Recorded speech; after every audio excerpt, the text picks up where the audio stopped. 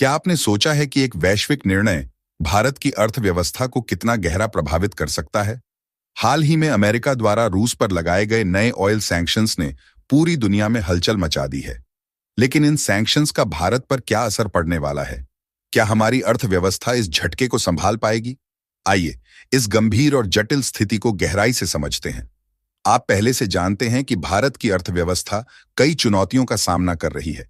रुपया कमजोर हो रहा है, जीडीपी ग्रोथ रेट में गिरावट आई है और महंगाई लगातार बढ़ रही है। औद्योगिक क्षेत्रों में मांग कम हो रही है और कॉरपोरेट अर्निंग्स में गिरावट दर्ज की जा रही है। इन्हीं समस्याओं के बीच अब एक और बड़ा झटका लगा है, ऑयल शॉक।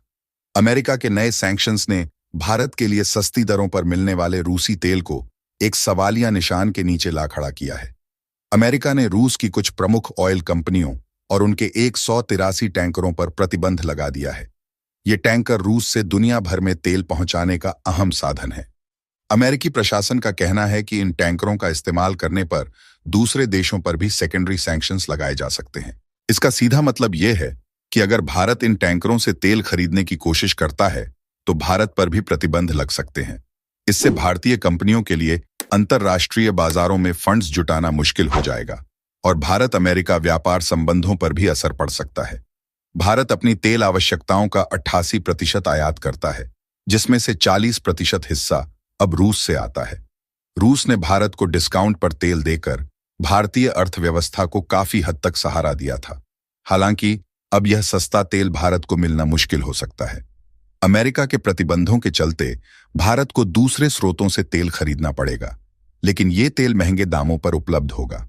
उदाहरण के लिए क्रूड ऑयल की कीमत $85 प्रति बैरल को पार कर सकती है और संभावित रूप से $90 प्रति बैरल तक पहुंच सकती है। महंगे तेल का सीधा असर भारत के आम उपभोक्ता पर होगा।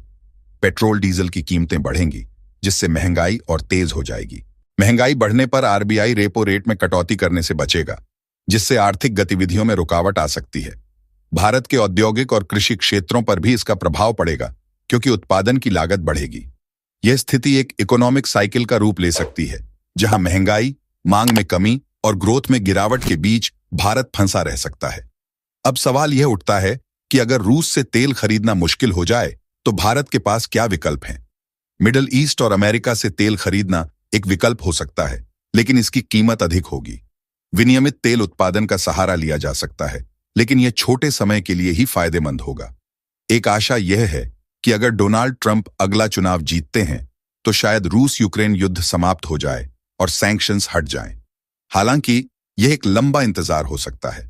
इस समय भारत अमेरिकी प्रशासन के साथ संपर्क में है और इस मुद्दे पर स्पष्टता की मांग कर रहा है। आने वाले हफ्ते भारत की कूटनीतिक रणनीति के लिए बेहद अहम साबित हो सकते हैं।